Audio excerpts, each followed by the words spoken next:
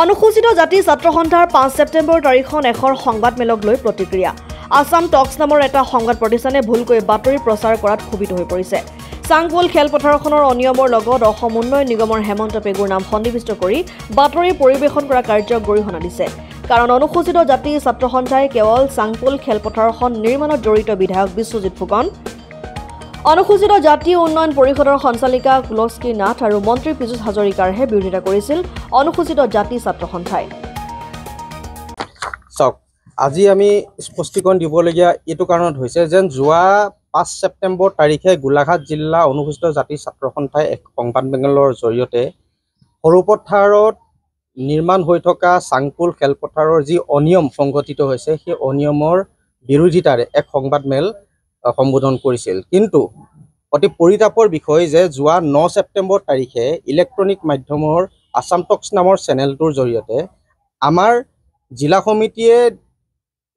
যি সংবাদমেল সম্বোধন কৰিছে সেই সংবাদমেলখন ভুলভাৱে তেখেতলোকে উত্থাপন কৰা আমাৰ পৰিলক্ষিত হৈছে আৰু সেইটো কাৰণে আজি আমি অনুসূচিত জাতি ছাত্ৰ সন্থাই ইয়াৰ বিশদভাৱে আমি স্পষ্টীকৰণ দিব বিচাৰিছোঁ যে আসাম টক্স চেনেলত যি ধৰণে অসম উন্নয়ন নিগমৰ পৰিচালন সঞ্চালক হেমন্ত পেগুৰ নামটো সন্নিবিষ্ট কৰি তেখেতলোকে যি ভুৱা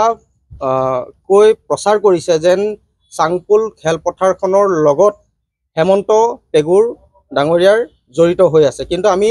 স্পষ্ট ৰূপত এটা কথা জনাব বিচাৰিছোঁ যেন সাংপুল খেলপথাৰখনৰ বিৰোধিতাৰে আমি বিৰোধ কৰি আছোঁ অনুসূচিত জাতি উন্নয়ন সঞ্চালিকা কুলশ্ৰী নাথৰ বিৰুদ্ধে আমি বিৰোধিতা কৰিছোঁ মন্ত্ৰী পীযুষ হাজৰিকাৰ বিৰুদ্ধে আমি বিৰোধিতা কৰিছোঁ সৰুপথাৰ সমষ্টিৰ বিধায়ক বিশ্বজিৎ ফুকনৰ বিৰুদ্ধে কিন্তু এইখিনিকে নকৰি আসাম টক্স চেনেলত হেমন্ত পেগুৰ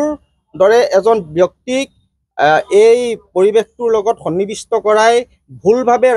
ৰাইজৰ আগত যি মানে তেখেতলোকে উত্থাপন কৰিব বিচাৰিছে এইটো আমি অনুসূচিত জাতি ছাত্ৰ সন্থাই পূৰ্ণভাৱে নাস্যাৎ কৰিছোঁ যে আমাৰ কথা হৈ গ'ল য'ত নেকি সাংপুল খেলপথাৰত অনুসূচিত জাতিৰ 40% মানুহ থাকিব লাগিছিল তাত নেকি এতিয়া বৰ্তমান দুঘৰহে অনুসূচিত জাতিৰ লোক আছে আৰু এই দুঘৰ মানুহৰ থকাৰ অঞ্চলটোত কিদৰে সাংপুল খেলপথাৰত মিনি ষ্টেডিয়ামটো নিৰ্মাণ হৈছে আমি সেই বিষয়ে অৱগত কৰিব বিচাৰিছোঁ আৰু সেইটো কাৰণে আমি সঞ্চালিকা কুলশ্ৰী নাথক বাৰে বাৰে তেখেতলোক স্মাৰকপত্ৰ আমি প্ৰদান কৰিছোঁ প্ৰদান কৰাৰ ফলশ্ৰুতিত তেখেতে অনিয়ম কৰিছে কাৰণ এই সঞ্চালক কাৰ্যালয়টোত কুলশ্ৰী নাথৰ এপ্ৰুভমেণ্টতহে সাংপুল খেলপথাৰত মিনি ষ্টেডিয়ামৰ কামবিলাক চলি আছে ইয়াত হেমন্ত পেগুৰ জড়িত কোনো কাৰণত নাই কিন্তু আমি বাৰম্বাৰ কৈছোঁ যেন ইয়াত মন্ত্ৰী পীযুষ হাজৰিকাৰ জড়িত হৈ পেনি